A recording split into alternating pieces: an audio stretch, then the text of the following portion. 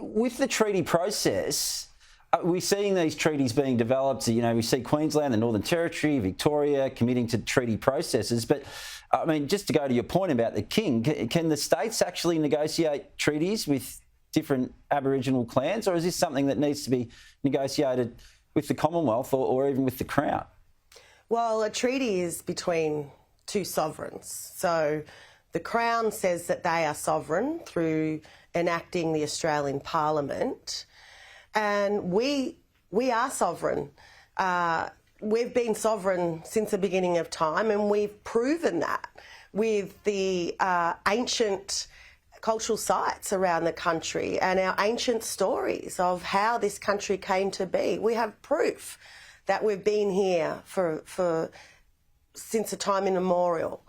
So sovereign to sovereign is not states and territories.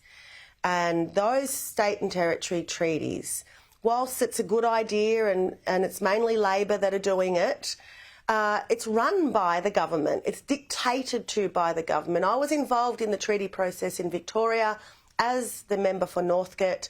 I negotiated the treaty legislation in Victoria, and it's not good. They would not acknowledge that we are the sovereign people of these lands.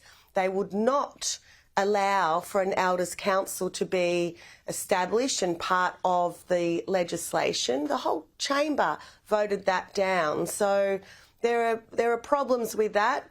We have 38 nations in Victoria, and only 11 are around the table to negotiate treaty in Victoria. So you can't exclude people. You've got to bring everybody to the table and negotiate in good faith and respectfully.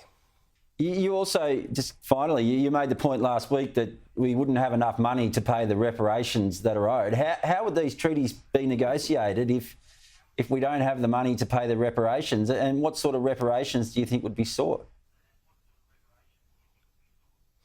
I thought I'd throw that one out there just as a bit of a hook, line and sinker, and that is because it would make the country go broke, and we don't want the country to go broke.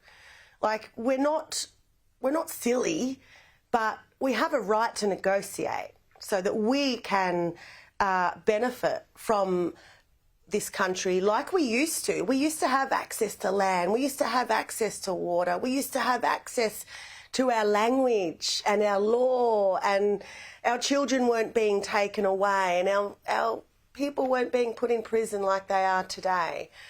So we just want peace, and I think in terms of what is owed, we negotiate at the local level through family clan groups, and the country will not go broke if it's done properly and respectfully. So, yeah, we just want we want to get back to what we used to be like and have access to what we used to have, because it does affect our health and well-being. Our DNA relies upon the land, the water, our totems. Without that, we're nothing. So we have to negotiate what that looks like. You said that you might be for changing your mind if the Prime Minister could commit to implementing some of those recommendations or all of those recommendations from the Royal Commission and from bringing them home. Doesn't look like he's going to commit to that. So I presume you're not for turning at this point, probably a couple of months out from the referendum? I've been negotiating since I got there to have those recommendations implemented.